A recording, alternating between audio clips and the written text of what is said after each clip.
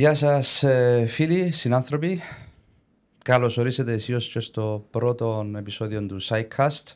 Ακόμα ένα podcast στην Κύπρο.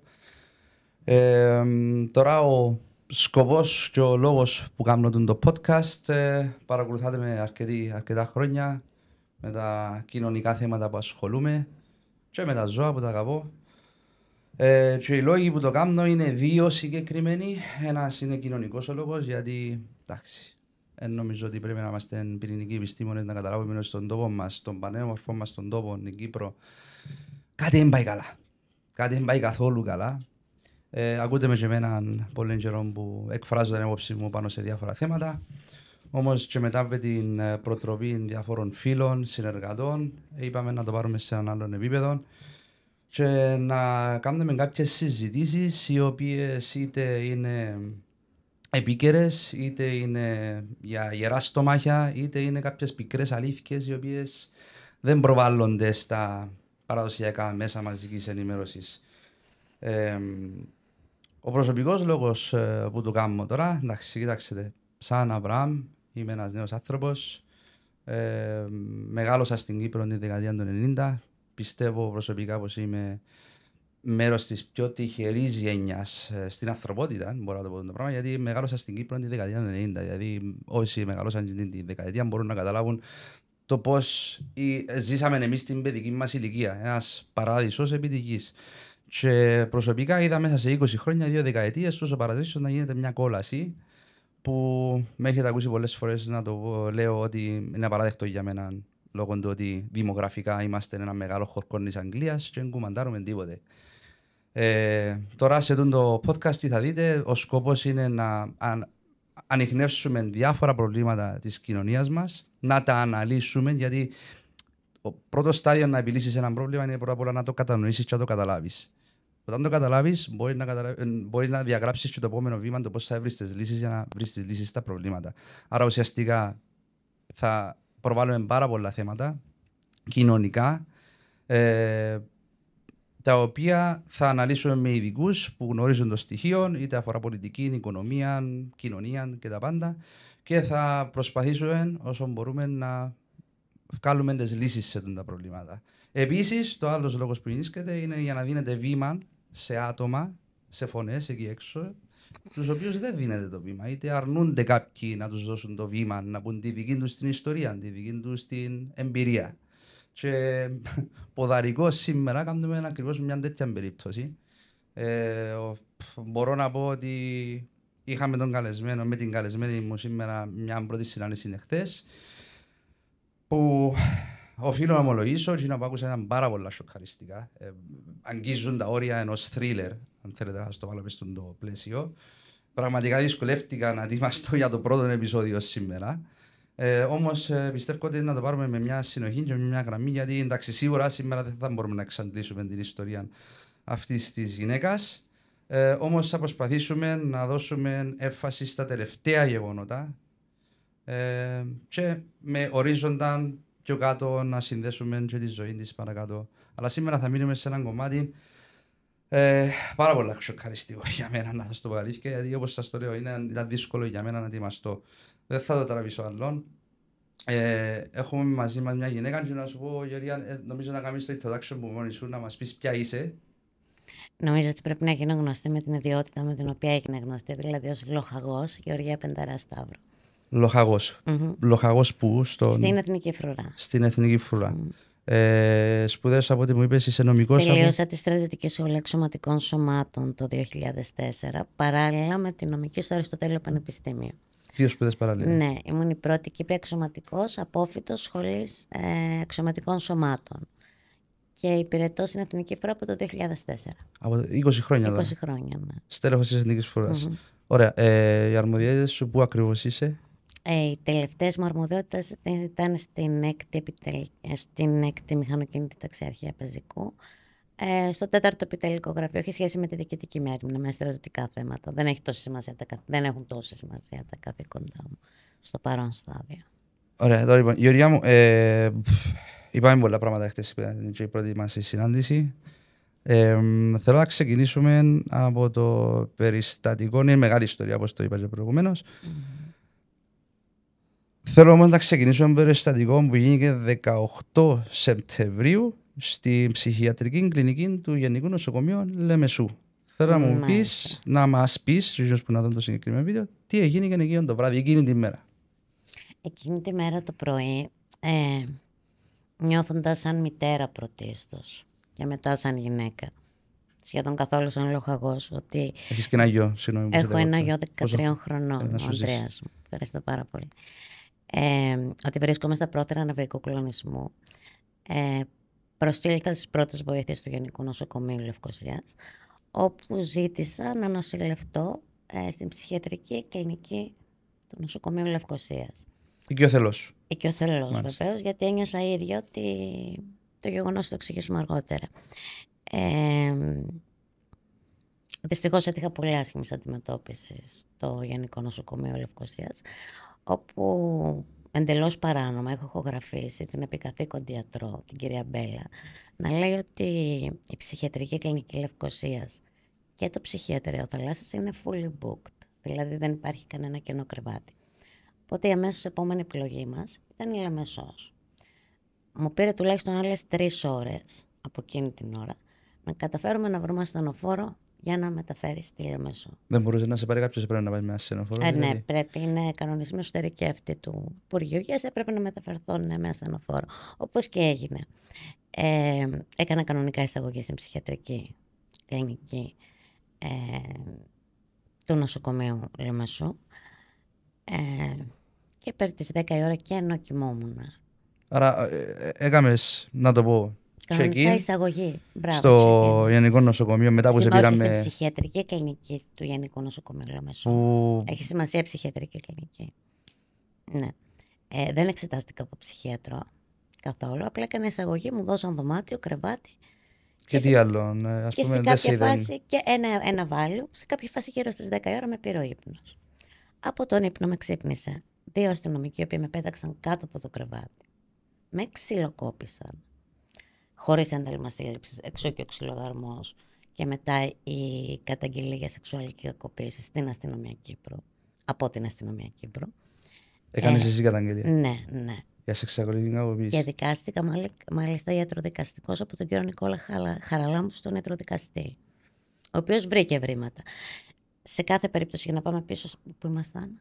Ήμασταν στο ότι έκαμε check-in 10 το βράδυ, σε ξύπνησαν 2 αστυνομικοί. Με ξύπνησαν και αφού λοιπόν μετά τον ξυλοδαρμό μου και όλη την κακοποίηση που βρίσκεται στα social media, δυστυχώς βρίσκονται στα social media φωτογραφίες μου από το τι έπαθα εκείνη τη νύχτα. Ένα λεπτό να μας πει, συγγνώμη που σε διακόπτω. Ναι. Γιατί ξυλοδαρμός.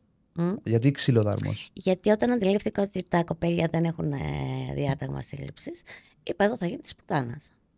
Είσαι νομικός, σωστά. Και γνωρίζεις. Είμαι νομικός, ναι. Δηλαδή ρώτησες. Ναι, δηλαδή ρώτησα, παιδιά, έχουμε ένταλμα σύλληψης. Όταν αντιλήφθηκα ότι δεν έχουν. Σου υπάρχει γιατί είναι απλά 2 όχι, ναι, μου απάντησαν όχι, δεν υπάρχει. Άρα δεν θα με πάρετε. Ναι, οπότε είπα και εγώ. Ο ξυλοδαρμός ήταν αποτέλεσμα της δικής μου αντίστασης στο να ακολουθήσω 2 ένστολους που κατά τα άλλα μπορεί να ήταν ή οποιοδήποτε φορές αναστολή αστυνομίας, εφόσον δεν είχαν τα χαρτιά, δεν είχαν ένταλμα σύλληψης και όπως ξαναλέω την χάνω νομικός. Ναι, ο ξυλοδαρμός ήταν το αποτέλεσμα της δικής μου ακινησίας να μην ακολουθήσω 2 ανθρώπους που μου λέγανε θα σε πάρουμε κάπου. Ενώ βρισκόμουν νοσηλευόμενη. Ναι, έχει σημασία όμως ότι βρισκόμουν σε ιατρικό άσυλο. Τα νοσοκομεία, όταν βομβαρδίζονται από το στρατό, ονομάζεται έγκλημα πολέμου. Το έχεις ακούσει αυτό? Ναι, μάλιστα. Εντάξει. Και είναι έγκλημα πολέμου, γιατί τα νοσοκομεία είναι ιερός χώρος όπου υπάρχει άσυλο, όπου νοσηλεύονται άνθρωποι. Το νοσηλεύονται άνθρωποι σημαίνει άνθρωποι σε αδύναμη κατάσταση. Σωστά. Οπότε έρχεται ο ίδιος ο νομοθέτης και λέει δεν μπορείς να πυροβολείς σχολεία για νοσοκομεία. Ναι. Εγώ προκαλώ όλους τους συνάδελφους τους νομικούς ή οποιονδήποτε άλλο γνωρίζει, αν από ιδρύσεως ξαναμπήκε ποτέ, όταν λέω από ιδρύσεως εννοώ από το 60, από ιδρύσεως της Δημοκρατίας, ξαναμπήκε η αστυνομία σε νοσοκομείο και έδιρε τον ασθενή και τον πήρε σε κωτό και τον πήγε στα δικαστήρια άλλης πόλης με ποιο σκοπό? Μου είπες τώρα μόλις ότι δεν είχαν ούτε διάταγμα, ένταλμα σύλληψης. Ναι. Ουσιαστικά ήταν μια απαγωγή. Απαγωγή ακριβώς.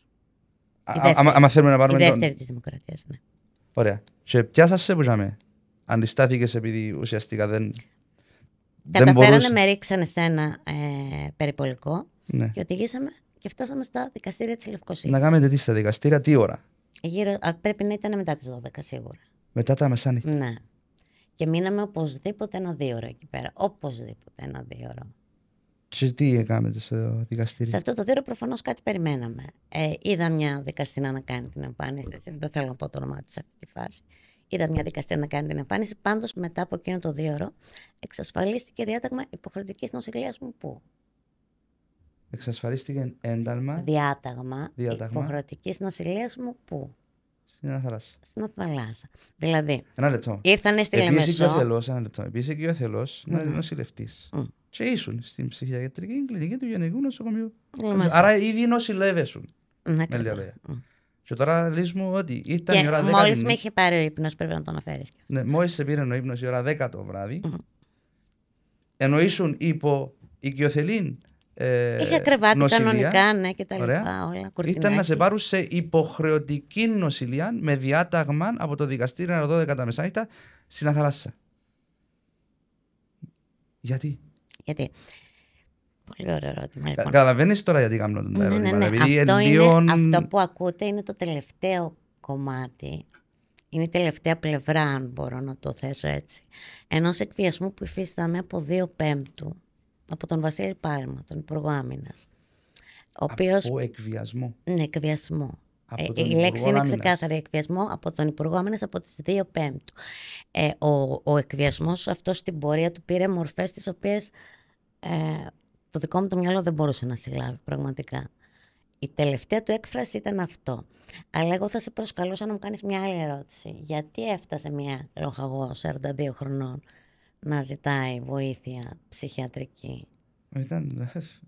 Πρώτος επειδή πεινάστε το περιστατικό το συγκεκριμένο, βγάλα σου διάταγμα 12 τα μεσάνυχτα και πήρα σε υποχρεωτική νοσηλεία στην Αθαλάσσα. Άρα εδώ έχουμε ήδη, για να βάλουμε και τον κόσμο στο δικό μας τέτοιο.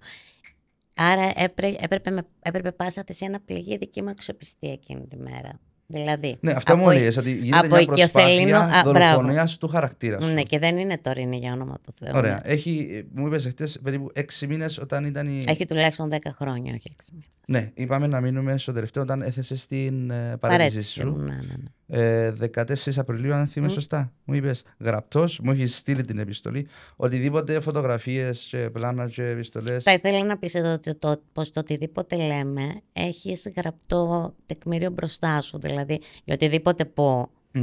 Υπάρχει... Ότι μπορείς να το τεκμηριώσεις. Ναι, γραπτός βέβαια. Ναι. Πολλά σωστά. Και είναι πολύ σημαντικό αυτό για αυτούς που θα μας ακούσουν. Ναι.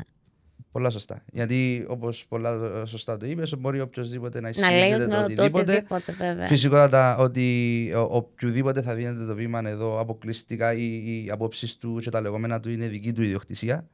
Και εγώ είμαι εδώ να κάνω τα ερωτήματα με σκοπό να γίνουν και τα ανάλογα ερωτήματα στους υπεύθυνους, είτε να διαψεύσουν αν μπορούν, είτε να κοφερμάρουν τα λεγόμενα σου. Το λοιπόν, είπες μου ότι εξηγήσε το πράγμα 2 Μαΐου 2024 από τον ίδιο τον Υπουργό Άμυνας. Ποια η σχέση σου με τον Υπουργό Άμυνας και γιατί να σε εκβιάσει? Πριν από αυτό θα σε είχα προσκαλέσει να μου κάνεις την ερώτηση για να μείνουμε λίγο γιατί να φτάσει στο σημείο. Ναι, γιατί να φτάσω στο σημείο. Γιατί να φτάσει στο σημείο να πάει να νοσηλευτείς? Έφτασα στο σημείο γιατί ένα άλλο κομμάτι του εκβιασμού του ιδίου στις 2 Πέμπτου ήταν ξαφνικά μία Πέμπτη, 27 Ιουλίου του 2024, και ενώ έπαιζα FIFA με το γιο μου στο σπίτι, ο γιος μου και εγώ 13 χρονών, είναι πιο ψηλός από μένα ο γιος μου, έσπασε η πόρτα, όχι στο έτσι. Μπήκανε μέσα 4 άντρες της ΜΑΔ, μου βάλανε ένεση στο λαιμό, εντάξει, και μπροστά στο παιδί μου με πήρανε, είχα ήδη χάσει τις αισθήσεις μου, έξω από το σπίτι, λοιπόν. Από εκεί κατέληξα στο ψυχιατρίο της Πολυξένης Δημητρίου, ψυχιάτρου του ΟΚΙΠΗ. Είναι απέναντι από το Περνέρο το δημοτικό το ιατρείο της. Η οποία δεν με είδε χωρίς να με δει, γνωμάτευσε ότι χρήζω άμεσης υποχρεωτικής νοσηλείας, βάζοντας η κυρία τους λόγους παραίτησης μου ως λόγους υποχρεωτικής νοσηλείας. Ότι είχες παραισθήσεις, ψευδαισθήσεις. Ναι, είχα ψευδαισθήσεις και έγραφα όλα αυτά. Καταφέρεται, λέει, εναντίον του Υπουργού Άμυνας, καταφέρεται εναντίον πολλές γελοιότητες, τις οποίες θα δημοσιοποιήσουμε εν καιρό ευθέτω, αλλά δεν είναι εκεί το θέμα. Τώρα μιλάς μου για ξανά, το ζήταμε ένταλμα. Λοιπόν, η γνωμάτευση αυτής της κυρίας Πολυξένης Χριστοδούλου είπε ότι πρέπει να κλειστεί στο ψυχιατρίο άμεσα και ότι δεν δύναται να καταθέσει σε δικαστήριο. Με αυτό το διάταγμα βρέθηκαν ναρκωμένοι στην Αθαλάσσα. Την ίδια ώρα, μία δικαστήνα του οικογενειακού δικαστηρίου, ονόματι Φόφη Κωνσταντίνου, υπέγραφε διάταγμα το οποίο αποχώριζε μία μητέρα από το παιδί της. Είναι ο πιο ιερός δεσμός που υπάρχει στην ανθρωπότητα. Προστατεύεται από 1000 οργανώσεις, προστατεύεται από τον καθένα μας ατομικά, είτε το θέλουμε είτε όχι, γιατί είναι ιερός ο δεσμός. Ο νομοθέτης λοιπόν φρόντισε και καλό όλους τους νομικούς και όλους τους πρωτοετής φοιτητές του κόσμου, όποιος μας ακούσει, να πει αν έχω λάθος.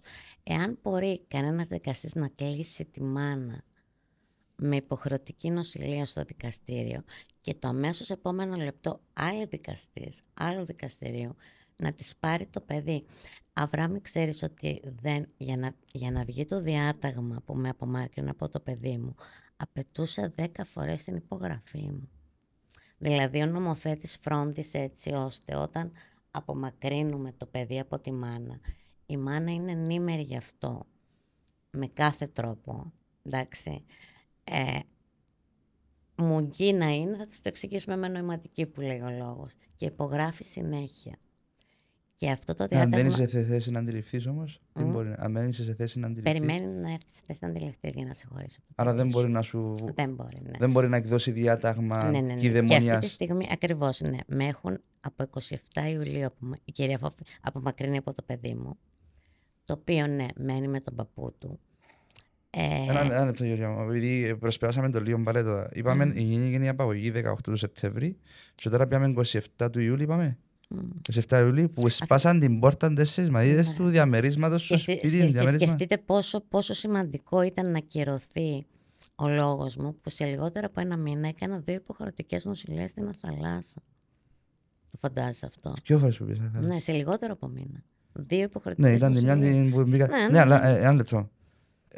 Σπάσαν την πόρτα, είπες μου, ρίξαν την έτσι κάτω, που λέμε, σύραν την πόρτα κάτω που λαλούμε. Και μπήκαν μέσα 4 μαδίτες. Στέλιος Παπαθεδόρου πόρτα μας. Με ποιον ένταλμα, διάταγμα, όπως θέλεις ονομαστό, δεν τα ξέρω τούτα. Τι σου έδειξαν για να κάνουν το πράγμα? Τίποτα εννοείται. Τίποτα. Στην Κύπρο δεν χρειάζεται να δείξουν τίποτα οι αστυνόμοι. Και αυτό για μένα είναι χείριστη μορφή. Το παιδί σου να το βιώσει αυτό το πράγμα. Πώς το βιώνει. Ναι. Και είναι μια σημεία που έγραψε το debriefing, όπως το λέμε στο στρατό εμείς. Θα κάνω κάνα μήνα αφού επιστρέφει το παιδί μου πίσω. Και τότε κάποιες κυρίες θα νιώσουν πάρα πολύ άβολα. Γιατί αυτή τη στιγμή μιλάμε για δικαστήνα μόνιμη του οικογενειακού δικαστηρίου με όνομα και επίθετο. Μιλάμε για την πρώτη κυρία η οποία κάνει ότι δεν ξέρει ότι έχει απαχθεί αυτό το παιδί. Εντάξει. Το οποίο τη χάνει συγγενής του κυβερνητικού εκπροσώπου. Καταλαβαίνεις τι σου λέω? Δηλαδή είναι αυτό που ζω είναι το θέατρο του παραλόγου και αποτελεί μόνο ένα κομμάτι του εκβιασμού του Πάλμα στις 2 Πέμπτου. Είναι ακόμα μια έκφραση. Όχι, να πάμε λίγο πίσω τώρα στις 27 του Ιούλη. Ήσουν με το γιο σου στο σπίτι.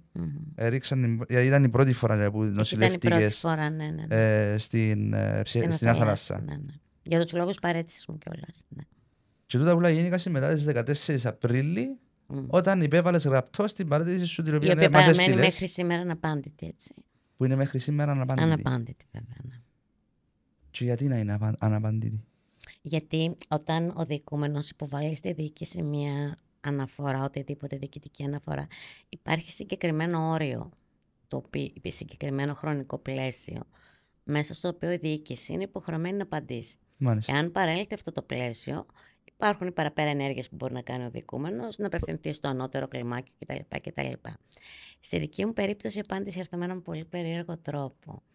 ήρθε ενώ είχα μια πολύ ιδιωτική συζήτηση με τον παππού του εγγονού μου στα social media.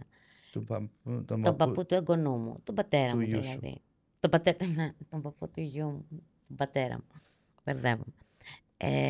Ενώ είχαμε μια προσωπική συζήτηση στα social media όμως, όπου εξέφρασα εγώ την δυσφορία μου όσον αφορά το ότι η Κυπριακή Δημοκρατία έχει να απαντήσει 4 μήνες. Έχουν περάσει 4 μήνες και δεν μου έχει απαντήσει τίποτε. Την άλλη μέρα ήρθε επίσημα η απάντηση της Κυπριακής Δημοκρατίας. 5 μήνες μετά βέβαια και ενώ απλήρωτη. Ήρθε απάντηση της Κυπριακής Δημοκρατίας, την οποία όμως, και εδώ θα ήθελα να δώσεις λίγο βαρύτητα σε αυτό που θα πω. 5 μήνες μετά την υποβολή της παρατηρήσης σου σημαίνει τον Σεπτέμβριο τώρα. Σημαίνει 22 Αυγούστου. 22 Αυγούστου. Ναι. Δεν δίνουμε βήμα στον ηλίθιο όποτε του καπνίσει να απαντήσει. Δηλαδή, εγώ έκανα μια αναφορά 14 Τετάρτου. Δεν έδωξε της κυβέρνησης 22 Οκτώβρου να απαντήσει και εγώ θα ανοίξω την πόρτα σαν καλός πολίτης και θα δεχθώ την όποια βλακία. Ποιο είναι το πλαίσιο μου πρέπει κανονικά να απαντήσει? Ποιο είναι το χρονικό πλαίσιο? Τώρα το έχω γραμμένο, δεν θέλω να σου απαντήσω απ' έξω για να σου πω τι είναι, αλλά υπάρχει. Σίγουρα δεν είναι 4 μήνες που μου απάντησαν. Σίγουρα δεν είναι 4 μήνες. Ναι. Ωραία. Και μπήκαν, πιάσε, βάλασε πάλι θάλασσα. Πόσες μέρες? Την πρώτη φορά πήγα στις 27 Ιουνίου και βγήκα στις 8 Οκτώβρου.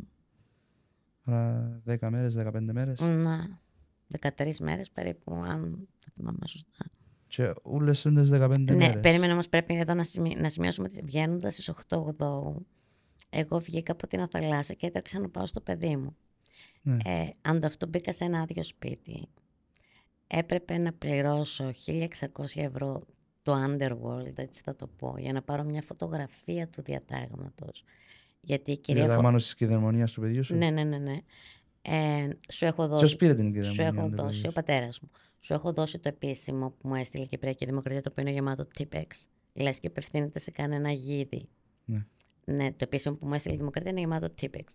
Το άλλο, το οποίο έχει τα ονόματα, είναι αυτό που πλήρωσα εγώ 1.600 ευρώ για να πάρω σε φωτογραφία. Το διάταγμα που μου απομακρύνει εμένα από το παιδί μου. Πλήρωσα 1.600 ευρώ. Μου πήρε 15 μέρες να ψάχνω να δω αν το φύ Κωνσταντίνου είναι αρσενικό ή θηλυκό. Όταν θα έπρεπε να έχουμε συνεννοηθεί για να βγει το διάταγμα τουλάχιστον 15 φορές. Καταλαβαίνεις ότι δεν ξέρω αυτή τη στιγμή πότε λύγει αυτό το διάταγμα. Δεν έχει χρονικό όριο. Μόνιμη κυδαιμονία. Όχι, δεν το έχω πάρει. Κανονικά. Ναι, εσύ το πήρες. Κατάλαβες, και επειδή ξέρω τα δικαιώματά μου τώρα, δεν δέχομαι να πάρω ένα διάταγμα το οποίο έχει πλαστογραφημένη την υπογραφή μου πίσω. Ένα λεπτό. Το διάταγμα... Για να βγει το διάταγμα, ναι, έγραψα εγώ πίσω. Εγώ όμως ήμουν αρκωμένη στην θάλασσα εκείνη την περίοδο. Το διάταγμα βγήκε όταν ήσουν εσύ υπονοσηλεία. Βγήκαν ταυτόχρονα και τα δύο τα έχεις. Ναι. Άρα η ημερομηνία του διατάγματος συντρέχει με ημερομηνία την οποία ήσουν εσύ νοσηλευμένης. Υποχρεωτική συνοσηλείας λέγεται, ναι. Κρατούν ούλον παράνομο. Τα έχεις μπροστά σου. Ναι, εγώ θα τα δείξουμε και στο βίντεο. Ένα λεπτό τώρα.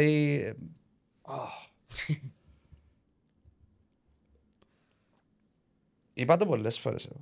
Ζούμε σε έναν παρακράτος, αλλά κάποια πράγματα είναι εντελώς. Δεν μου είπα ότι αγγίζουν τα όρια ενός θρίλερ. Ποιος έχει τη δύναμη να βγάλει έναν παράνομο με τα λεγόμενα σου, αφού συντρέχουν και οι ημερομηνίες νοσηλείας σου στην θάλασσα, υποχρεωτικής νοσηλείας, με την ημερομηνία έκδοσης του διατάγματος. Obviously δεν έφυγες από την θάλασσα. Είναι πάρα πολύ απλή η απάντηση. Οποιοσδήποτε διόρισε αυτούς τους δικαστές και τους κρατάει με τον οποιοδήποτε τρόπο. Δηλαδή, είμαι νομικός, τελείωσα τη νομική στο Αριστοτέλειο το 2004, αλλά επειδή ταυτόχρονα ήμουν σε στρατιωτική σχολή και ορκίστηκα ανθιπολοχαγός, ήρθα πίσω και δεν μπόρεσα να ασκήσω μάχημα τη δικηγορία. Γιατί πρέπει να κάνεις πρακτική, νομίζω. Ναι, και λόγω του ότι εγώ ήμουν ανθιπολοχαγός της Εθνικής Φρουράς. Αλλά εδώ συμβαίνουν τραγελαφικά πράγματα, παιδιά, δηλαδή πραγματικά. Ωραία. Βγήκες 8 από το ψυχιατρίο θαλάσσας. 8 Αυγούστου. 8 το Αυγούστου. Και πήγες να βρεις το παιδί σου. Ναι. Πού ήταν, Ανδρέας είπαμε. Ναι, τελικά ήταν στον παππού του, ναι. Στον παππού. Και μέχρι σήμερα δεν επέστρεψε σπίτι. Όχι. Όχι, βέβαια. Με ποιον πρόσχημα. Ξέρω ότι έχεις μια κορούλα. Σκέψου μόνο ότι ανοίξαν τα σχολεία φέτος και δεν έχω δει τα βιβλία του γιού μου. Δεν τα έχω δει αυτό το πράγμα. Καλά, όταν έφυγες σε ένα δικαστήριο, σε μια αστυνομία να καταγγείλεις ότι το πράγμα είναι παράνομο. Επειδή... Ναι, σε πάρα πολλούς. Ποια είναι η ανταποκρίση. Δεν αναλαμβάνει κανένας. Και έχουμε αποδείξεις γι' αυτό, ναι. Έχω γραφημένα άπειρα τηλεφωνήματα, αλλά και φίλους. Άσε τηλεφωνήματα. Έδωσες κάποια εγκατάθεση. Τι? Έδωσες κάποια εγκατάθεση για το περιστατικό νουλών, ότι παράνομα εκδοθήκε το διάταγμα, ήσουν υποχρεωτική νοσηλεία, δεν ετηρήθηκε η διαδικασία έκδοσης του διατάγματος. Μπράβο, να θυμίσω εδώ κάτι. Να θυμίσω ότι κομμάτι του εκβιασμού του από 2 Πέμπτου του 24 του Πάλμα είναι ότι, αν και η αναφορά μου έγινε, αναφορά παραίτησης μου, γράφτηκε στις 14 Τετάρτου και υποβλήθηκε στις 15 Τετάρτου. Εντάξει. Για κάποιο μαγικό λόγο σταμάτησε να πληρώνω από την 1η Τετάρτου. Από την 1η Τετάρτου. Ναι. Και θα ήθελα να κάνω ένα δημόσιο ερώτημα εδώ στον κύριο Κεραυνό, ο οποίος, από ό,τι ξέρω, από τα ελάχιστα που ξέρω, θα χρειαστεί σε κανένα μήνα να κλείσει οικονομικά το έτος. Και θα ήθελα να ρωτήσω πώς γίνεται. Εγώ εξακολουθώ να φορολογούμαι στο 100%. Από 1η Τετάρτου ο μισθός μου, από 2.969 πόσο ας πούμε, είναι 0. Ναι, επειδή ήταν ένα λεπτό, Γεωργιά μου, επειδή πεταχτήκαμε από τον Υπουργό Άμυνας που σε εκβιάζει, στον Υπουργό Οικονομικών. Να μείνουμε στον Υπουργό Άμυνας τώρα. Ναι. Μου λες ότι όλη του η ιστορία είναι ένα κομμάτι του εκβιασμού του. Η καθαρή ερώτηση είναι γιατί να σε εκβιάσει ένας Υπουργός Άμυνας, ένας νομικός στέλεχος της. Ο μοναδικός λόγος που με εκβίασε ο Βασίλης Πάλμας είναι ότι στάθηκε ανίκανος να απαντήσει σε μία απλή αναφορά παραίτησης μίας λοχαγού.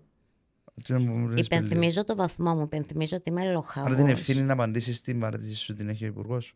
Τι? Την ευθύνη να απαντηθεί. Κανονικά συγκαλείται το Υπουργικό Συμβούλιο και αποφασίζει όταν παραιτείται στέλεχος Εθνικής Φοράς. Αυτή είναι η συνήθις διαδικασία. Αλλά, εν πάση περιπτώσει, η τελευταία οδηγία που έλαβα στο γραφείο του κυρίου Πάλμα, και δεν ήμασταν μόνοι μας, δηλαδή δεν ήμασταν αυτός και εγώ, ήταν ο αντιστράτηγος, ο κύριος Γιώργος Τσικώστας, ο νυν αρχηγός Εθνικής Φοράς. Εντάξει, και 2 ταξίαρχοι, εκ των οποίων ένας ο διοικητής μου, ο Αντώνης ο Φούρναρης. Οπότε τα τελευταία λόγια του Υπουργού Άμυνας προς μια λοχαγό ήταν: «Πιένει να άλλαξε το λεκτικό της αναφοράς σου. Ιδάλλως ξέρουμε και εμείς που κανάλια». Ναι, μόνο αυτό. Τι σημαίνει αυτό το πράγμα? Ξέρουμε και εμείς που κανάλια. Δηλαδή, άλλαξε το λεκτικό σου, αλλά δεν δέχτηκε την παρέτηση σου. Δηλαδή, άλλαξε το λεκτικό σου γιατί μας παίρνει όλους μαζί. Και όντως τους έπαιρνε όλους. Τους παίρνει όλους μαζί αναφορά μου, ναι. Σκόπιμα γράφτηκε έτσι, για όνομα του Θεού. Αλλά το ξέρουμε και εμείς που κανάλια, και το είπες κύριε Πάλμα, και με μόνη μου στα κανάλια έκτοτε και γυρίζω μόνη μου.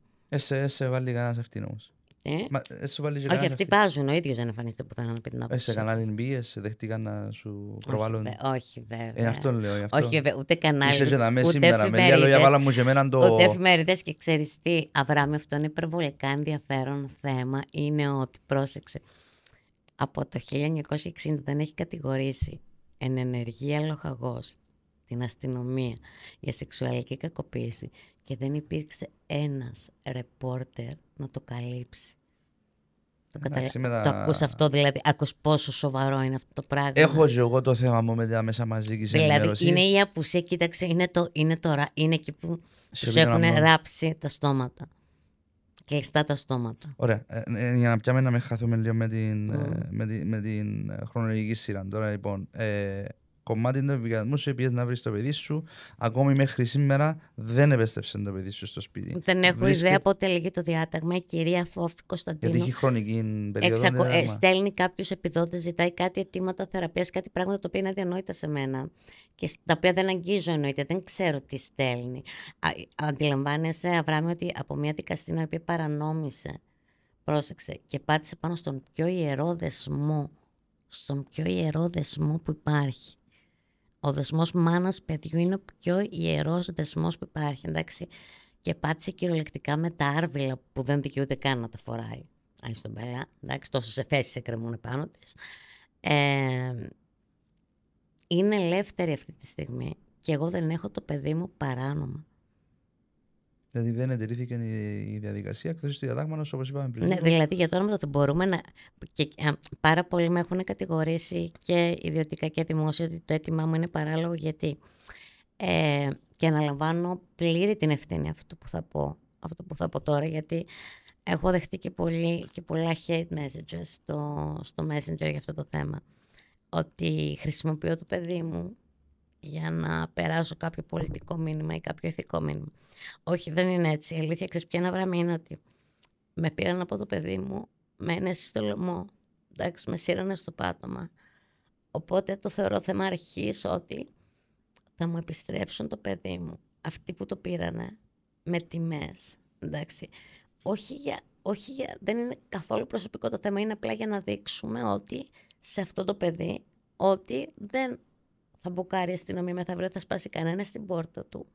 Κανένας δικαστής δεν μπορεί να υπογράψει κανένα ένταλμα που να τον απομακρύνει από μια μητέρα που τον αγαπάει.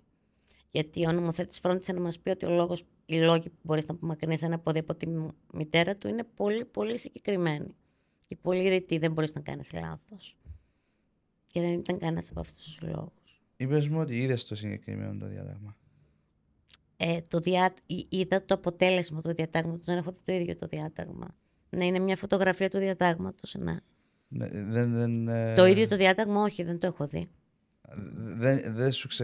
Εντάξει, επειδή για να εκδοθεί ένα διάταγμα φαντάζομαι ότι πρέπει να δοθούν και κάποιοι λόγοι. Ακριβώς, βεβαίως. Έμαθες μέχρι σήμερα ποιοι είναι τούτοι λόγοι? Όχι. Αφού για να βγει έπρεπε να είμαι εκεί και έπρεπε την ώρα που γράφονταν οι λόγοι θα έπρεπε να είμαι παρούσα. Και εκεί που θα τελειώνει η δικαστή να βάλω μονογραφή. Ωραία.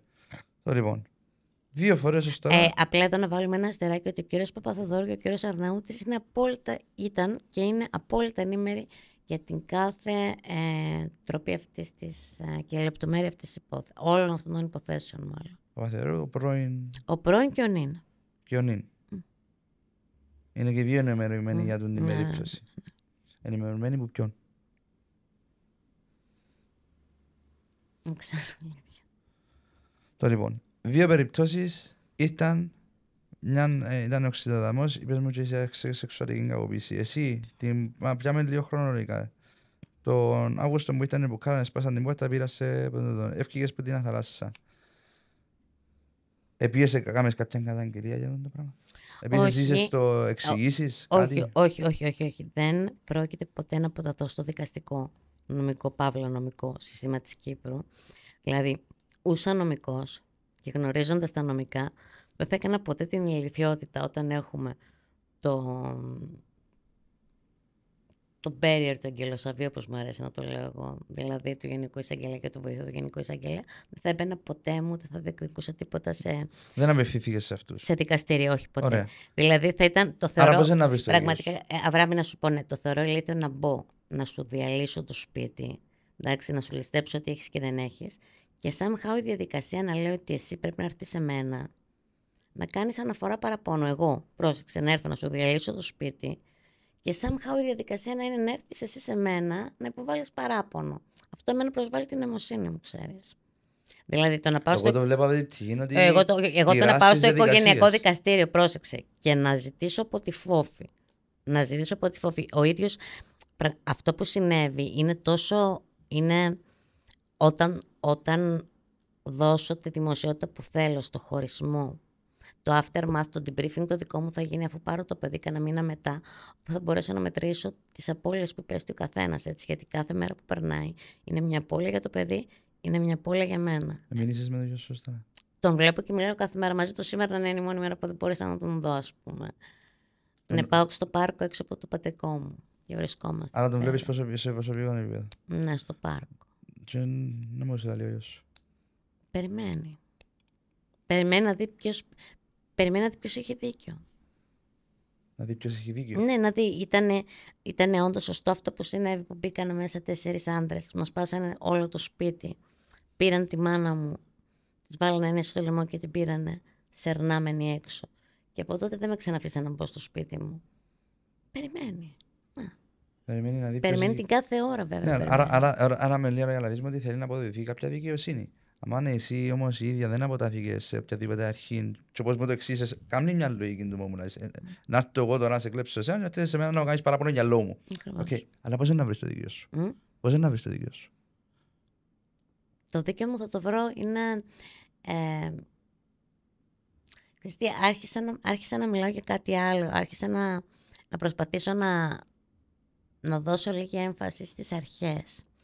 Θα βρω το δίκαιο μου δείχνοντας πως αυτοί οι άνθρωποι πραγματικά, από τον αρχηγό της Εθνικής Βουράς μέχρι τον Βασίλη Πάλμα, είναι ανίκανοι να χειριστούν την παραμικρή κρίση.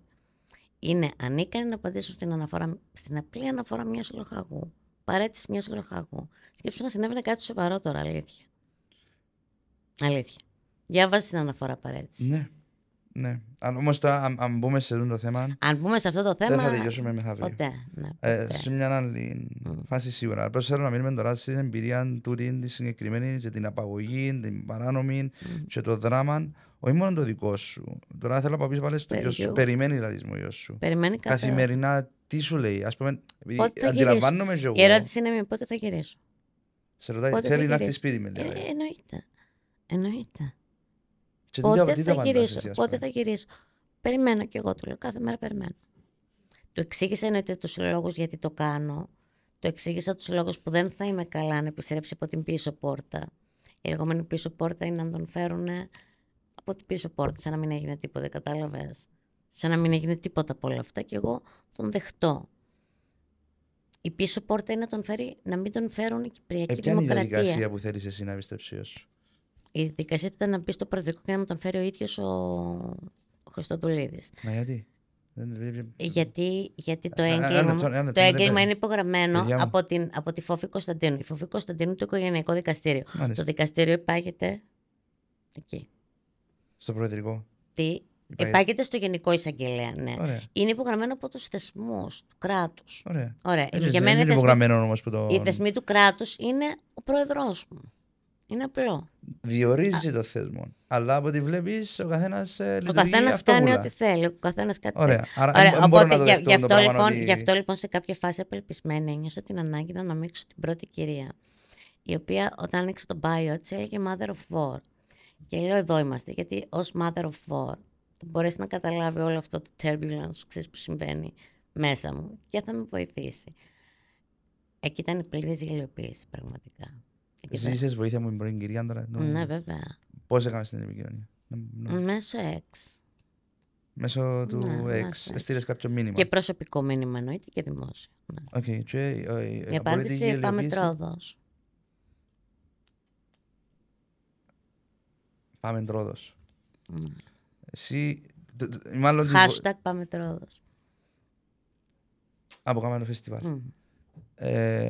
Στην προεδρική κατοικία. Ναι, εσύ όμως τι ήταν και μου είσαι τι ήταν και μου είσαι ζήτησες? Τι ήταν και μου είσαι είπες? Τη ζήτησα την άμεση φακή. Επειδή στο X που με κάνουν έτσι με έναν πολλά τάκ. Αν και στο X δεν είμαι active. Είμαι δεινόσαυρος όσον αφορά τα εγώ για να καταλάβεις, όταν βγήκα από το γραφείο του Πάλμα 2 Πέμπτου, δεν ήξερα τι είναι το X. Εγώ έγινα τον social media πραγματικά εξαιτίας του κύριου Πάλμα. Άνοιξα λογαριασμό στο X, έμαθα να το χειρίζομαι, έμαθα όλα αυτά εξαιτίας του κύριου Πάλμα. Γιατί είπε μου, εμείς ξέρουμε που κανάλι, εγώ που πραγματικά δεν ήξερα τίποτα. Πραγματικά δεν ήξερα τίποτα, τότε έπρεπε να κάνω εγώ update. Κατάλαβες. Θα πάμε πίσω σε εκείνον. Τώρα θέλω να μου πεις τι είπες της πρώτης κυρίας, τι είσαι στείλες, τι ζήτησες βοήθεια? Ζήτησα τη βοήθειά της ως προς το παράνομο διάταγμα της Φόφης. Εντάξει.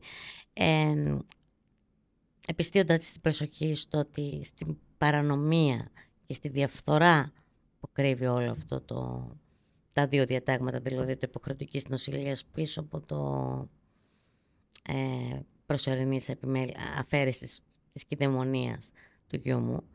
Προσωρινό. Δεν έκανε απολύτως τίποτα. Ναι. Okay. Alright. Την πρώτη φορά μου απαντήσεις προηγουμένως, όταν την πρώτη φορά σπάνε την πόρτα του σπιτιού σου, ήρθες με εντάλμα διάταγμα όμως το λαδούσι, χωρίς τίποτε πάλι. Άρα και εκείνο ήταν απαγωγή. Εκείνο χωρίς εντάλμα, ούτε με διάταγμα, ναι. Ξανά, sorry, επειδή δεν τα κατέχω τίποτα τα νομικά. Εγώ ξέρω τώρα, για να μπει αστυνομικός στο σπίτι μου... Χρειάζεται διάταγμα. Χρειάζεται ένταλμα σύλληψη. Ένταλμα σύλληψη, γιατί ουσιαστικά συλλάβει. Είναι άσυλο της οικίας, βεβαίως. Ωραία. Ήταν με ένταλμα? Όχι. Ένα λεπτό, τη δύο απαγωγές τώρα. Και που έσω σου κατέληξες στην Αθαλάσσα. Ούτε δικαστήριο, ούτε αστυνομικό σταθμό. Γιατί για κάποιο λόγο πραγματικά ο κύριος Τσικώστας ένιωθε την ανάγκη ότι πρέπει να... Τσικώστας είναι ο Τσικότσος, ο αρχηγός της Εθνικής Φράσης. Ο αρχηγός της... Ναι. Έπρεπε να... Σε κάθε υποχρεωτική μου νοσηλεία υπήρχε ένα χαρτί το οποίο έλεγε δεν δίνεται να καταθέσει σε δικαστήριο. Θέλω να το κρατήσει αυτό. Όταν υπάρξει υποχρεωτική νοσηλεία, δεν δύναται να καταθέσει στο δικαστήριο. Να. Πράγμα το οποίο είναι λογικό, γιατί φαντάζομαι ότι. Ναι, δεν είσαι στα καλά. Ναι, ένα σχιζοφρενής, ας πούμε, ναι, δεν θα μπορούσε να καταθέσει. Το, λοιπόν, για να μην το κάδρο που κατάλαβα τώρα, είναι το εξής εγώ, Γεωργία. Έχουμε έναν αρχηγό εθνικής φρουράς, έχουμε έναν υπουργό άμυνας, έχουμε μια δικαστή του οικογενειακού δικαστηρίου, οι οποίοι... Έχουμε μια πολυξένη Δημητρίου. Που είναι η... Γιατρός. Η ψυχίατρος. Η οποία, να το πω κυπριακά, μου επιτρέπεις, βγάλες σε πελί. Χωρίς να με δει. Χωρίς να σε δει, ναι. Ενώ πως τις, να μας κάνουμε τις ιατροδικαστικές γιατρός πληρωμένη κυριολεκτικά είναι προσβολή για το είδος αυτές. Προσβάλλουν δηλαδή το λειτουργήμα των γιατρών και είναι κρίμα. Άρα έχουμε 1, 2, 3, 4 άτομα που αν τα βάλω τώρα μέσα σε μια εικόνα σκευωρούσαν να κάνουν εκείνο που μου είπες ότι γίνεται μια προσπάθεια δολοφονίας χαρακτήρα. Ούτως ώστε με λίγα λόγια να το πούμε με κυπριακά γιανά να κάνουν τον κόσμο ή οποιοδήποτε σε ακούσει να πιστεύει ότι τούτη είναι μπελή. Είναι καλά μες στην κέλεν της. Την εμπήξαν την και από το ψυχιατρίο, εμπήξαν την και από εκεί, εμπήξαν την και από εδώ. Έχω πολλή απορία να κάτσουμε και να ακούμε παραπάνω, γιατί όπως είπα η πρώτη μας συνάντηση ήταν χτες και εκείνα που άκουσα κάπως ο κεφάλος μου εφατσίσε έτσι 5-6 γυρούς ζαβαστραβά και ανάποδα και ακόμα προσπαθώ να αντιληφθώ την εικόνα, γιατί όπως μου είπες και χτες τούτον πάει πολλά πιο πίσω ακόμα, μπορεί να επιστρέψουμε σε μια άλλη φάση σε τούτα πράγματα. Τώρα βλέπω έναν κάδρο ο οποίος θα μέσα και μπορεί έναν ολόκληρο σύστημα σε πολλά επίπεδα να σου κάνει ζημιά. Να σου κάνει εκείνο που ισχυρίζεσαι ότι θέλουν να δολοφονήσουν το χαρακτήρα σου. Επειδή υπέβαλες μια παρέτηση στην οποία ήθελες απάντηση. Ήταν υποχρεωμένο να απαντήσουν, βέβαια. Ναι, βάσει της διαδικασίας που μας... Σίγουρα, Γεωργία, δεν μπορώ να ξέρω παραπάνω πολύ, γιατί ούτε νομικός είναι.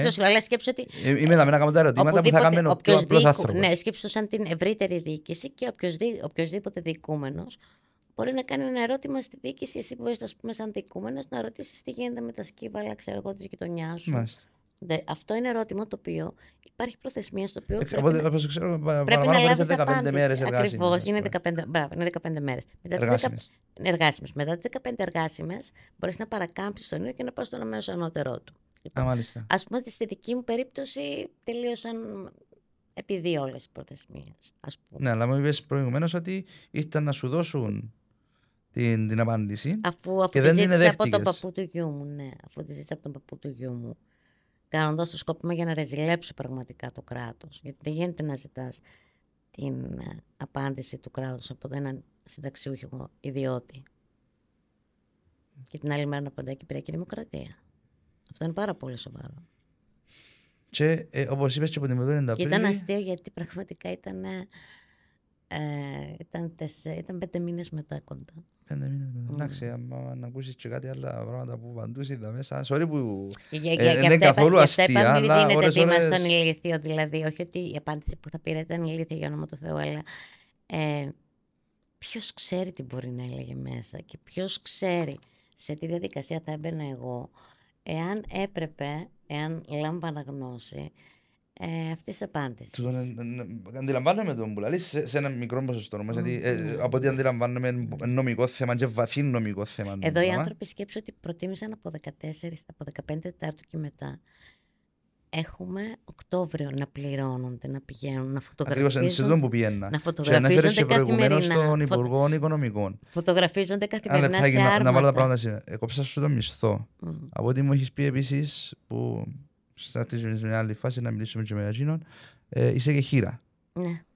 Άρα παίρνεις και Σύνταξη χειρίας. Μισθών και μονογονιού, πιστεύω. Όχι, το εισόδημα μου είναι περισσότερο, οπότε δεν το δικαίωμα. Τούν τα δύο πράγματα έκοψα σου τα. Η σύνταξη χειρίας ήταν μόνο για 2 μήνες. Μέχρι ο Ανδρέας Αντωνιάδης, ο γενικός λογιστής, να αντιληφθεί ότι είχε κάνει μαλακία, δηλαδή είχε κόψει και τη σύνταξη χειρίας, η οποία πάει από άλλο ταμείο. Ακριβώς, σωστά. Ναι, οπότε αυτή δεν έχω κάνει download, δεν έχω αποδεικτικό στοιχείο και γι' αυτό δεν την επικαλούμε. Εντάξει. Σε 2 μήνες η σύνταξη χειρίας επέστρεψε. 2 μήνες όμως εσόδο. Ναι. Το κάστο όμως αναδρομικά δεν μπορεί να σου κόψει. Ναι. Η σύνταξη χειρίας πήγαν ακριβώς. Αλλά το ερώτημα είναι απλό. Γιατί να κοπεί η σύνταξη χειρίας, επειδή είναι άλλον ταμείο όπως το είπες τώρα, ενώ υπέβαλες παρέτηση από την Εθνική Φορά. Όλες οι κινήσεις που έκανε η Εθνική Φορά και όλα τα υπουργεία που ενεπλάκησαν τελικά ήταν κινήσεις πανικού. Τρομερού πανικού. Έτσι φαίνεται.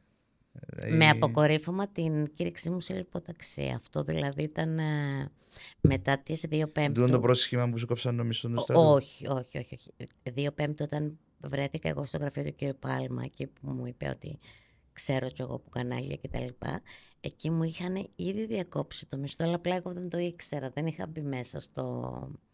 Ναι, απλά δεν είχαν. Οπότε όταν συναντήθηκα με τον κύριο Πάλμα, δεν ήξερα ότι είχε δηλαδή χώρα και αυτό ο εκβιασμός. Ποιος μπορεί να δω και τη διαταγή να σου κόψει τα λεφτά σου? Είναι το Γενικό Λογιστήριο του Υπουργείου Άμυνας. Το Γενικό Λογιστήριο, άρα με λίγα λόγια. Ναι, αλλά μάθαμε στην Κύπρο να ψάχνουμε την ευθύνη προς τα κάτω. Την ευθύνη πρέπει να την ψάχνουμε προς τα πάνω. Εντάξει.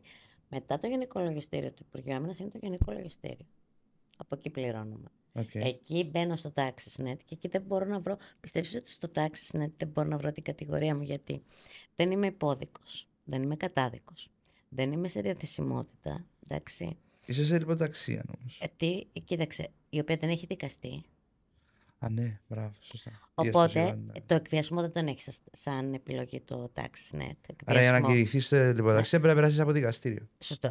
Ναι, ποιος με βάζει δικαστήριο εμένα. Ναι. Οπότε το στάτους του υποεκβιασμού δεν υπάρχει. Εν τω μεταξύ φορολογούμε. Συνεχίζω να φορολογούμε κανονικά. Ένα λεπτό. Κόψα στους μισούς φορολογείσαι, ξέρω εγώ, από ό,τι κατάλαβα και με τα λεγόμενα σου, όλες οι διαδικασίες, όλες τις κινήσεις προσπάθειας δολοφονίας του χαρακτήρα σου έγιναν με παράνομο υποβάθρο. Δεν εντελήφθηκε οποιαδήποτε διαδικασία. Μέχρι σήμερα κρατούν το παιδί σου παράνομα. Δεν το δέχτηκες πίσω από την πίσω πόρτα γιατί οτιδήποτε έπρεπε να τηρηθούν κάποιες διαδικασίες. Γιατί φαντάζομαι ότι θέλεις να τυρπονηθούν κάποιοι. Και βέβαια εννοείται αυτό εννοείται ότι θα παραιτηθούν κάποιοι, όχι θα τιμωρηθούν, θα παραιτηθούν. Όταν εγώ πήγα στον κύριο Πάλμα και του έδωσα μπροστά μου τους μισθούς μου, με την παραίτησή μου, τις συντάξεις μου, το μέλλον του γιού μου. Αν παραιτήσει, δεν αποποιήσει τα δικαιώματα. Βέβαια, ναι. Εδώ ερχόμαστε και στη διαφορά της παύσης, βλέπω Παθεοδόρου. Αυτό είναι σχέδιο εξόδου κινδύνου με πλήρως συνταξιοδοτικό.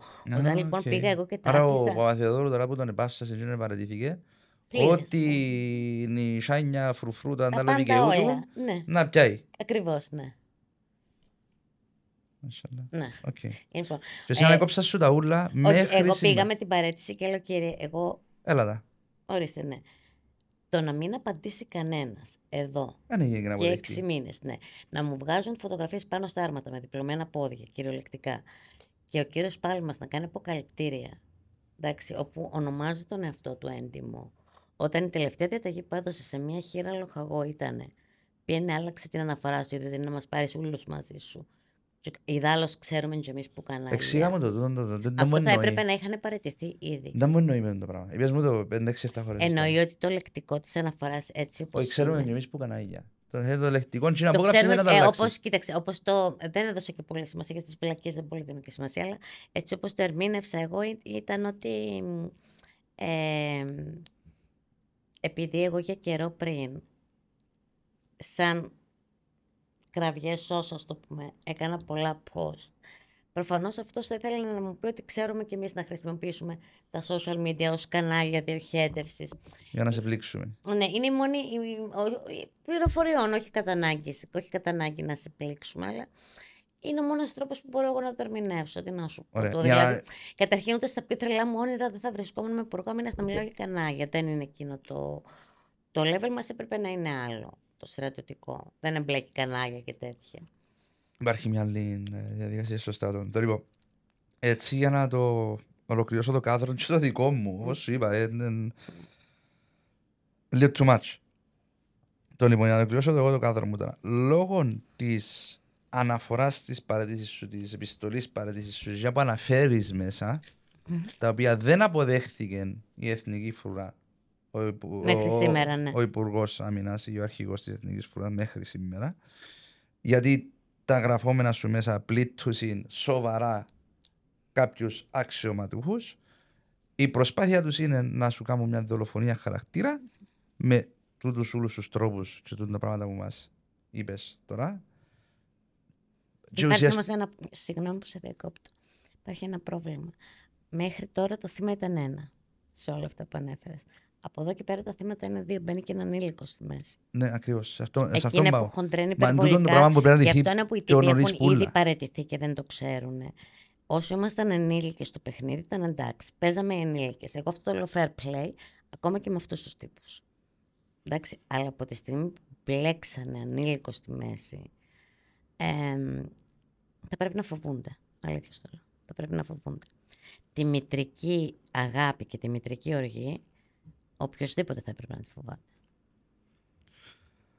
Δεν μιλάω ούτε σαν λοχαγός, ούτε σαν γυναίκα, ούτε τίποτα. Μιλάω καθαρά σαν μάνα. Η κυρία Φώφη Κωνσταντίνου πρέπει να φοβάται αυτή τη στιγμή. Πρώτα απ' όλα είσαι μάνα.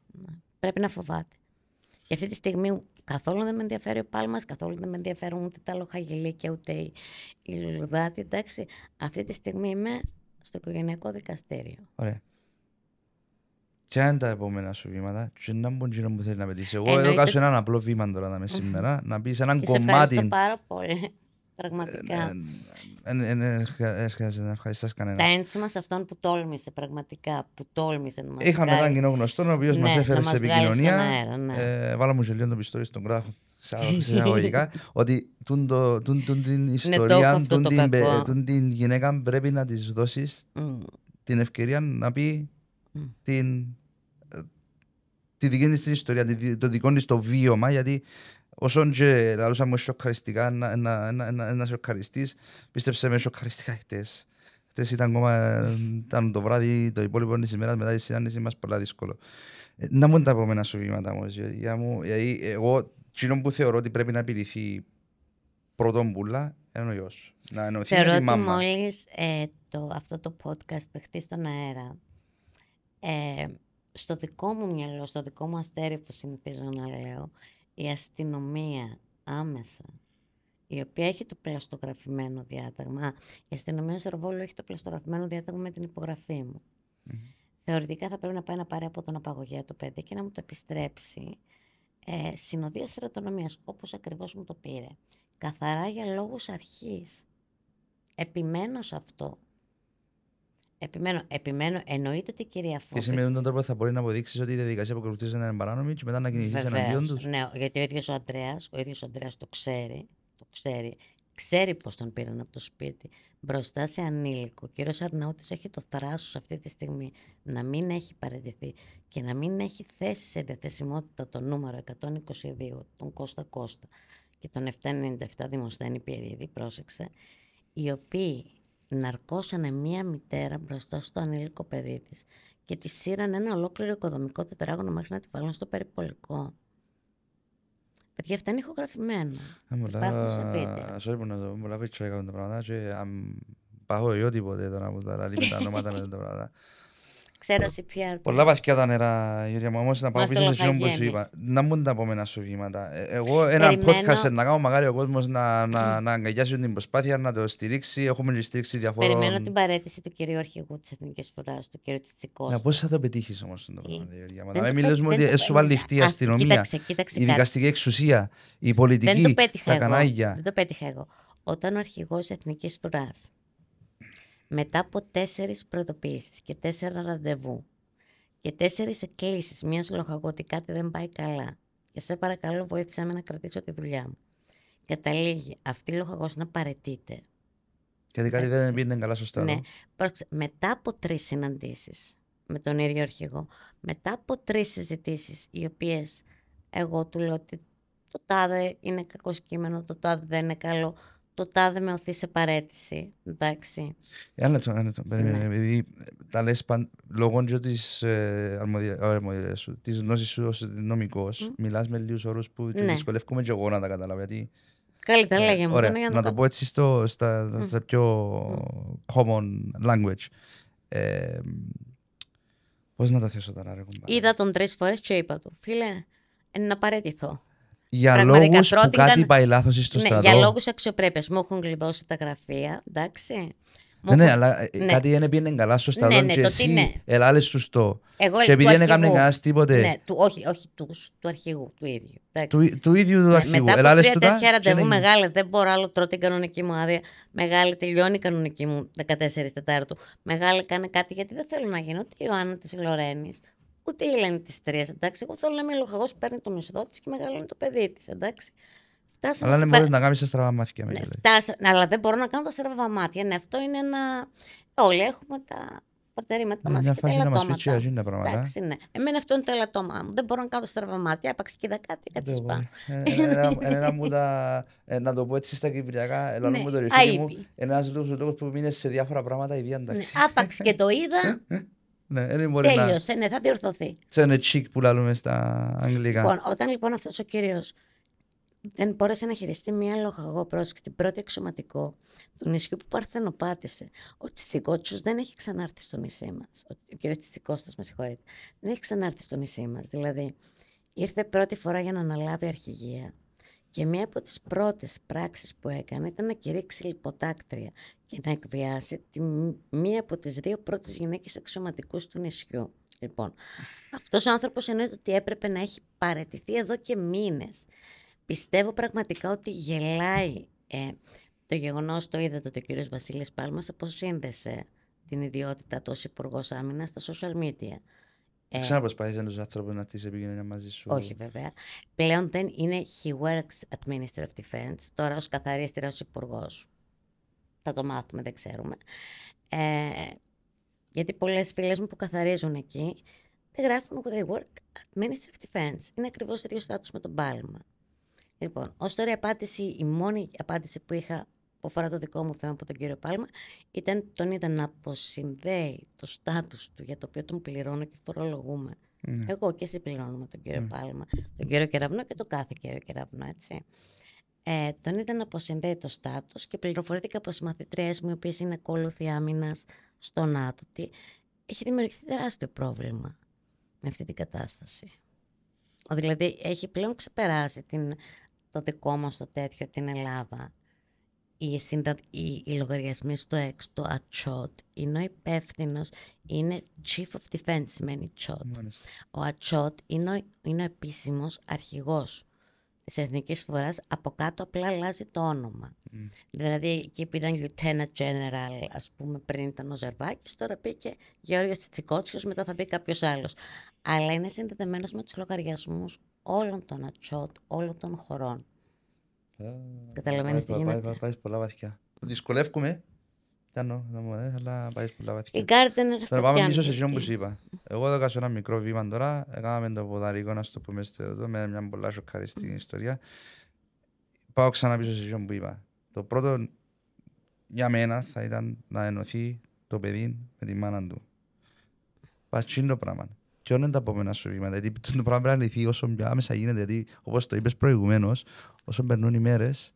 Ξέρεις τι παθαίνω, Αβράμη, πολλές φορές σκέφτομαι τι θα έκανα εγώ αν αυτό συνέβαινε σε μια άλλη μητέρα. Δηλαδή, εγώ έβλεπα μέσω των social media ότι αυτό το πράγμα, και έβλεπα το διάταγμα κτλ. Έχει συμβεί σε μια άλλη μητέρα. Δεν θα το επέτρεπα να συμβεί και πραγματικά μου κάνει τρομερή εντύπωση το πόσο numb έχουμε μουδιάσει σαν λαός. Και επιτρέπουμε να συμβαίνουν τέτοια πράγματα. Δηλαδή, η δημοσιότητα που θα δώσω, θα περάσουν πολλοί μήνες, γιατί θα χρειαστεί εγώ να αναρρώσω πρώτα απ' όλο αυτό που μου συμβαίνει, εντάξει. Αλλά η δημοσιότητα που θα δώσω σε αυτό που έκανε η Φόφη Κωνσταντίνου, κυριολεκτικά θα ακολουθεί τα της έγκονά της για πάντα. Δηλαδή, ο χωρισμός ενός παιδιού από τη μητέρα του, ο εκάστοτε απανταχού νομοθέτης της κάθε χώρας, φρόντισε να γίνεται υπό τις αυστηρότερες προϋποθέσεις και υπάρχει λόγος γι' αυτό. Ξέρεις, Υπάρχει λόγος γι' αυτό, Αβράμη. Άμα μπορούν και χωρίζουν μια μάνα, δηλαδή πέμουν να μπορεί να αξίζει να Ακριβώς, κάνουν. λοιπόν, εγώ απορώ λοιπόν με το πώς έχουν μουδιάσει οι αγαπημένοι μου συμπολίτες και συμπολίτες και ιδιαίτερα οι μητέρες, με το πόσο πολύ έχουν μουδιάσει. Με το ότι ανέχονται να υπάρχει αυτή τη στιγμή μία Φόφη Κωνσταντίνου στο σπίτι της. Εντάξει. Και αύριο θα πάει στο οικογενειακό δικαστήριο. Μια γυναίκα η οποία εναντίον της εκκρεμούν 400 εφέσεις. Πρόσεξε. Εντάξει, άλλο όχι, εννοώ ότι η ίδια η δικαστική της, η νομική της πορεία έχει δείξει ότι η νομική έχουμε αποτελέσματα αυτό που λένε οι χασοδίκες, οι καλοί δικαστές κτλ. Στην πράξη. Ναι, αλλά καθυστερούν και πολλά οι διαδικασίες. Εντάξει, όμως υπάρχουν και αριθμοί. Δηλαδή, έχασα τόσο, κέρδισα τόσο, έχω τόσες εφέσεις. Ναι. Άλλον η διάρκεια όμως που σαν εγώ, ας πούμε, για παράδειγμα. Απονομή δικαιοσύνης δεν υπάρχει στην Κύπρο. Για όνομα του Θεού. Εγώ έχω ένα μικρό παράδειγμα σε σύγκριση με σένα. Ο κόσμος μου δηλαδή, δεν θα μπαίνω ποτέ να μηνύσω τον κάθε τσικότσο για να δικαστεί το 2033. 4 χρόνια και δεν ακροάστηκα για έναν πολλά απλό πράγμα. Έκανα μία ομιλία στη Λεμεσό στον ένα αέριο. Και έχει 4 χρόνια που με έβαλαν 10 εμφανίσεις και δεν ακροάστηκα μια φορά. Έχει πει ότι μετά από 5 χρόνια δεν είναι, πάβει να είναι απονομή δικαιοσύνης. Μετά από 5 χρόνια από την παρέλευση του δικήματος, πάβει να είναι πια απονομή δικαιοσύνης. Δηλαδή στα 6, στα 7, στα 8, τι δικαιοσύνη έρχομαι εγώ να σου απονείμω για το έγκλημα που δεν θυμάσαι καν. Η απονομή δικαιοσύνης έχει την έννοια ότι πρέπει να γίνεται και άμεσα, έτσι ώστε να αποκαθίσταται το δίκημα. Δηλαδή, εσύ υποδικήθηκες, να αποκαθίστασε. Εάν έρθει σε 10 χρόνια, για μένα είναι middle finger, δεν είναι αποκατάσταση. Εμένα είμαι ο δικηγόρος, ένας νέος, να φέρω και θα είχαμε να μιλήσει. Ότι μια φάση απλώς να παίζει. Εντάξει, έφασε την ταλαιπωρία μου όσα χρόνια. Δεν έφασε να παίζει υποθέση. Άλλο το η συμπληρνία, αυτό είναι ένα άλλο ολόκληρο κεφάλαιο που πρέπει να κάνουμε δικαστών με δικηγόρων όσον αφορά τις αναβολές. Πάμε και κερδίζουμε μια 5ετία έτσι, την οποία πληρώνει ο. Ακριβώς. Ξέρω το, δεν θα πω εγώ. Ο Αβράμης και θέλουν οι δικηγόροι θέλουν να τα έχουν καλά με τους εισαγγελείς. Οι δικηγόροι είναι το τέλος και η αρχή του προβλήματος. Έτσι το είπα και πολλές φορές. Το λοιπόν, είπαμε τα τώρα έτσι μια ωρίτσα. Θα ήθελα να σε ρωτήσω τι θα έλεγες, γιατί φαντάζομαι ότι δεν είσαι, όχι συγκεκριμένα, αλλά δεν είσαι η μόνη μάνα που να χωρίστηκε με το παιδί της άδικα. Προφανώς. Και τι θα έχεις να πεις σε μια άλλη μάνα που η οποία μπορεί να βίωσε τον χωρισμό, τι θα έλεγες σε μια άλλη μάνα. Λοιπόν, θα πω κάτι που μου είχε μάθει ο πατέρας μου. Να μην σε νοιάζει να είσαι πάντοτε, και το έχει πει και η Κατερίνα εγώ αυτό, να μην σε νοιάζει να είσαι η πρώτη, να σε νοιάζει να είσαι η τελευταία. Εγώ θα είμαι η τελευταία γυναίκα η οποία μπουκάρανε η αστυνομία, ο κάθε μπάτσος πραγματικά με την τελευταία έννοια του όρου στο σπίτι μου για να μου σπάσει την πόρτα. Είμαι η τελευταία γυναίκα που κάθε λουλουδάτος πατάει με τα άρβιλα του πάνω στη μητρότητά της και την αξιοπρέπειά της. Είμαι η τελευταία. Αυτό τελειώνει με μένα και θα φροντίσω γι' αυτό νομοθετικά. Δηλαδή δεν θα το είμαι. Δεν λέει τίποτε. Αν δεν υποστηρίζεται από κάποιο νομοθετικό κείμενο. Δηλαδή τα αιτήματα της παραίτησης μου είχαν να κάνουν πάρα πολλά από αυτά τα θέματα. Πάρα πολλά από αυτά τα θέματα. Το σταμάτα να κάνεις το έτσι, να κάνεις αρχηγέ ρουσφέτια, γιατί υπάρχει νομοθεσία που μας καλύπτει, ας πούμε, και δεν χρειάζεται καν. Είναι πάρα πολλά τα θέματα. Οπότε ο στόχος μου είναι να είμαι η τελευταία. Είσαι τελευταία. Ναι. Φυσικά αν υπάρχει κάποια άλλη περίπτωση. Ακούστε ποια τελευταία. Η τελευταία μητέρα, όχι η τελευταία γυναίκα που φόρεσε φούστα. Η τελευταία μητέρα που δεν σκάμουν έτσι πράγματα. Ναι. Δεν πιάτω. Αν έχει άλλη περίπτωση έτσι, η οποία ποτέ δεν ακούστηκε ελεύθερα, στείλτε μας ένα μήνυμα, να δούμε μωρά, σας βάλουμε σε επικοινωνία με τη Γεωργία που ξέρει τα νομικά πλαίσια και τις νομικές κατάστασεις γύρω τα πράγματα, γιατί ουσιαστικά όπως είπα και στην αρχή, ο σκοπός δεν είχαμε που κάθομαι είναι για να κάνω μια ωραία κουβέντα, είναι για να βοηθήσω έστω με ένα βήμα, να ακούτε κάποια φωνή, αλλά και όπως εσύ είσαι ειδικός στον τομέα, μπορώ να το πω, όσον αφορά το νομικό πλαίσιο της κατάστασης, μπορεί να έρθει σε επικοινωνία πάρα πολύ γι' αυτό, γιατί ξέρεις τι. Θέλω να σου πω κάτι. Ο χώρος μου, ο στρατιωτικός χώρος, είναι ένας χώρος ο οποίος έχει την εξής ιδιαιτερότητα. Συνέχεια λαμβάνω μηνύματα στο Messenger και τα λοιπά, το οποίο λένε δεν καταλαβαίνω. Είναι πάρα πολύ λογικό να μην καταλαβαίνουν. Γιατί? Και μια που με κάνεις τάκ 99,8% τα πράγματα που με κάνεις τάκ Δεν καταλαβαίνω Η να μου Αντριάννα έχει Νικολάου, παρά την ηλικία της, νομίζω είναι άνω των 70, να με συγχωρέσει αν κάνω λάθος. Είναι μια από τις πιο εξωτερικές γυναίκες που έχω γνωρίσει. Ο λόγος που 19 χρόνια δεν βγάζει άκρη. Δεν είναι τυχαίος. Μπράβο, είπες μου ότι ήσουν Λοιπόν. και γνωρίζεις για την περίπτωση της Βέβαια Ανδρέας. γνωρίζω. Και... Καλά, αυτό το ξέρω και η Πέτρης. Αλλά άλλο είναι το θέμα. Ο λόγος που η Αντριάννα δεν βγάζει 19 χρόνια άκρη δεν είναι επειδή είναι χαζή. Είναι επειδή ότι αν πούμε οι στρατιωτικοί να μην καταλάβετε, δεν θα καταλάβετε ποτέ.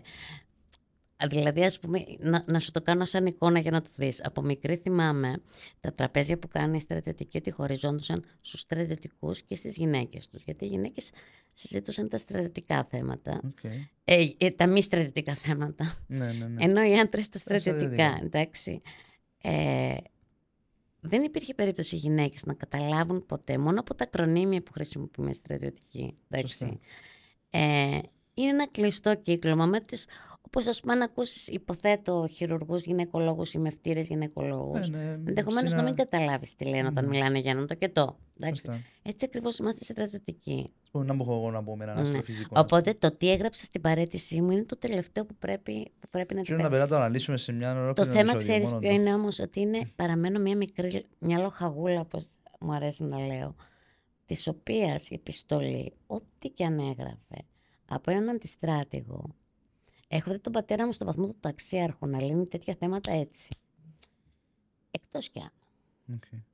Εκτός κι αν. Υπάρχει ένα μεγάλο εκτός κι αν. Ο κύριος Τσιτσικώστας στάθηκε ανίκανος να απαντήσει στην επιστολή μιας λοχαγού. Πόσα θέματα μπορεί να έθεσε, αλήθεια, μια λοχαγού. Ως πού μπορεί να ξέρει μια λοχαγού. Φαντάζομαι, την διάβασα, αλλά πρέπει να την ξανά. Επειδή είπαμε, η επιστολή γραμμένη με νομικούς. Και είναι γραμμένη στο χέρι γιατί δεν έχω γραφείο. Ναι, αλλά η ορολογία που χρησιμοποιείς είναι εύκολα κατανοητή. Θέλω να το πω. Γράφτηκε αυτή η αναφορά στο στρίψιμο της έκτης μηχανοκίνητης ταξιαρχίας μέσα στο αυτοκίνητο, ναι. Και γράφτηκε στο πόδι και κιόλας με ρίγα γιατί δεν είχα γραφείο.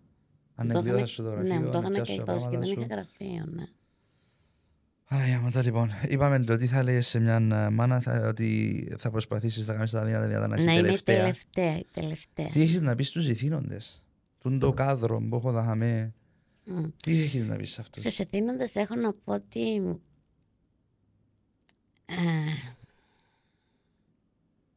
το mea culpa είναι μεγάλη έκφραση και είναι το μήνυμα που θέλω να περάσω, είναι ότι είναι λογικό σε οποιαδήποτε φάση της ζωής μας, είτε είναι επαγγελματική, είτε είναι προσωπική, είτε είναι ερωτική, είτε είναι πολιτική, σε κάποια φάση να τα κάνουμε μαντάρα, εντάξει. Για μένα το τραγικό είναι το να καλύπτουμε τη μαντάρα, εντάξει. Δηλαδή κάποιος πρέπει να βγει να πει mea culpa και αυτός που θα πει το mea culpa για τους περισσότερους, γιατί να αναφέρουμε ότι από το 60 δεν έχει αναλάβει κανένας στην εθνική ευθύνη για σπασμένο λάστιχο, όχι για ανθρώπινη ζωή. Δεν θα μιλήσω για τους 13 του Μαρή, δεν θα μιλήσω για το Γιαννιό, το Ξάνθο, την Αταλία, τον Θανάση πριν από όλους. Τον Θανάση μας, εντάξει. Θα μιλήσω για σπασμένο λάστιχο. Δεν έχει αναλάβει κανένας στην εθνική για σπασμένο λάστιχο. Και τον πάλι φαντάζομαι είναι νομικό θέμα. Ναι, είναι ένα τεράστιο νομικό θέμα. Θα αναλύσουμε και τούτο. Διδάμε μας πολλά θέματα. Λοιπόν, στους ηθήνοντες, έτσι να κλείσεις, τι ότι το mea culpa, ότι περιμένω τις παραιτήσεις τους, απαιτώ τις παραιτήσεις τους. Και το θέμα είναι ότι αυτοί φέραν τον εαυτό τους σε αυτή τη θέση. Δηλαδή, ο κύριος Πάλμας δεν μου είπε στο καφέ, στον καφενέ, ξέρω κι εγώ που κανάλι, μου το είπε καθόμενος πίσω από το γραφείο του Υπουργού Άμυνας, παρουσία του αντιστράτηγου Τσιτσικώστα, του ταξίαρχου Αντώνη Φούρναρη και του ταξίαρχου Χάρη Γεωργίου. Δηλαδή αν ήταν ένας και δύο, εντάξει, περιμένανε 10 μέρες τα κοπέλια, περιμέναν 10 μέρες τα κοπέλια να δουν αν μπλοφάρω και 10 του Μάη έξω από το δικαστήριο της Λέμεσου, θυμάμαι όταν η Δόρια Βαροσιώτη έβγαλε εκείνη την απίστευτη απόφαση, την απόφαση ορόσημου στραγγαλισμού του Θανάση. Ναι, με πήρε τηλέφωνο ο Αντώνης, θυμάμαι, και μου είπε ότι με κήρυξαν για πρώτη μέρα λιποτάκτρια, 10 Μαΐου. Στις επόμενες ημέρες δεν πάει στο δικαστήριο μέσα στις επόμενες μέρες πάλι, ναι. Στρατονομία έχω κάτι 3 και λίγο στο σπίτι. Όχι, εννοώ η περίπτωση του Θανάση. τις επόμενες μέρες κάποια εξέλιξη να έχουμε πάλι. Έχει το θέμα. Όπως ξέρεις, κυνηγώ από πίσω τους υπεύθυνους για να καταθέσω, αλλά δεν με αφήνουν, οπότε δεν ξέρω τι εξελίξεις. Οκ. Λοιπόν, είπαμε και τι έχεις να πεις στους ηθήνοντες, τώρα σε οποιοδήποτε άλλον Κύπριο. Το μέα κούλπα είναι μεγάλο, περιμένω τις παραιτήσεις τους.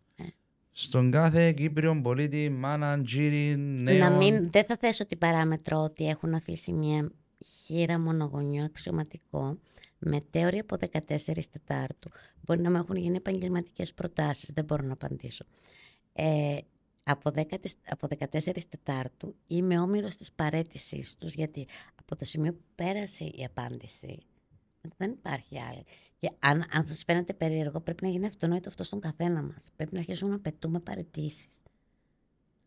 Όταν φεύγει ένας βαρεπινίτης και το σκάει και το φεύγει, δηλαδή και φεύγει και πάει για καφέ, απαιτούμε παραιτήσεις. Δεν ζητάμε έρευνες. Αυτό είναι εκ των όνων κάνευτα. Συμβεί έρευνα, Χερόπουλος. Πρέπει να μάθουμε να πετούμε παραιτήσεις σαν λαός. Κάποιες τις απαιτούμε, βλέπουμε και κάποιες ομάδες. Πραγματικά μου κάνει ακόμα τεράστια εντύπωση οι μαμάδες όλες που ανέχονται μία Φόφη Κωνσταντίνου να πηγαίνει στο οικογενειακό δικαστήριο ακόμα και να δικάζει. Αν έχει κάποια οι δικαστές έχουν το ισόβιο, το ισόβιο και κάποιος τους διορίζει, ναι. Ωραία, τώρα όχι σε μάναν, όχι στους ηθήνοντες, σε οποιοδήποτε Κύπριο πολίτη που μπορεί να δει τη συγκεκριμένη την διαδικτυακή συζήτηση, να την πω. Podcast, ό,τι θέλεις πέτω. Ναι. Με τούτα ούλα που άκουσε, δεν μπορείς να του πεις πού μπουζούμε. Θέλω να αξιολογήσει ο ίδιος το κάθε τι που άκουσε, από το στόμα που το άκουσε, με την αξιοπιστία που του μίλησε. Εντάξει, γιατί αυτό κάπου με έχει κουράσει, ξέρεις, το να προσπαθούν τόσο πολύ να πλήξουν την αξιοπιστία σου με κάθε τρόπο, με κάθε παράνομο ή νόμιμο τρόπο. Είναι πάρα πολύ κουραστικό. Οφείλω να ομολογήσω ότι εγώ κατάλαβα ένα πράγμα. Το χαμόγελο σου χρησιμοποιάς το σαν μια κουβέρτα, γιατί μέσα στα μάτια σου μπορώ να δω πολύ πόνο.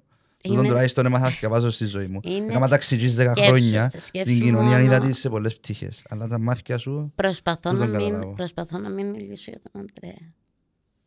Γι' αυτό να σου αλήθεια δεν ήθελα πριν που είπα να μην πω βάθηκια εκείνον. Αν το δει ο γιος σου το πράγμα, κρατεί τα social media. Η Πλέα και να τη με ρώτησε, με πήρε τηλέφωνο και μου λέει δεν πιστεύω να βγει μαλακία στο YouTube. Στο γιο σου να μπορείς να πεις άμα να δει το πράγμα. Έχω πάρα πολλά να του πω. Καταρχήν ένα τεράστιο ευχαριστώ στον κύριο Πάλμα, στον κύριο Δένδια, στον κύριο Μητσοτάκη, στον κύριο Τσιτσικότσο, γιατί όπως γνωρίζετε είμαι χείρα και τα μαθήματα που παίρνει ο γιος μου από αυτούς τους ανθρώπους, έστω από την ανανδρεία τους, δεν πειράζει, δηλαδή στο πώς αντιδρούν πραγματικά είναι... Έχει σφαιρική εικόνα των γεγονότων, είναι πανέξυπνος και έχω να το εξηγήσω πάρα πολλά. Αλλά πρώτα απ' όλα πρέπει να έχω να το εξηγήσω. Γιατί αυτή τη στιγμή είμαστε μέσα στη δίνη των γεγονότων, εξού και το φούσκωμα, εξού και το... πραγματικά δεν μπορώ να λειτουργήσω. Και το απίστευτο είναι ότι ζούμε σε μια κοινωνία που θα σταθεί στο ότι δεν μπορώ να λειτουργήσω, ελάχιστο γιατί. Εγώ το ζω από 27 Ιουλίου όμως αυτό και έχουμε πάει Οκτώβρη. Τα κοπέλια που να είναι θα ξεχειμονιάσουν, θα πάρουν 13ο το κοπέλιο που να είναι, εντάξει, θα στολίσουν και το ΓΕΠ, θα το δούμε και αυτό, θα δούμε και τον Τσιτσικότσο δίπλα από το χριστουγεννιάτικο δέντρο. Δεν ξέρω αν θα είμαι εδώ για live. Εντάξει, είμαστε live, είναι ηχογραφημένο, μαγνητοσκοπημένο. Θα βγει στις επόμενες μέρες κάποια κομμάτια και θα βγει και όλη η συνέντευξη. Ευχαριστώ, Γεωργία μου. Εγώ σου ευχαριστώ πάρα πολύ και χάρηκα πολύ που σε γνώρισα. Κι εγώ, ελπίζω να μην με γυρεύουμε σε κάνα χαντάζι μετά από την συνέντευξη. Θα πω εγώ μπροστά, μην ανησυχείς. Να γελώ με την ακλείο, τέλος πάντων.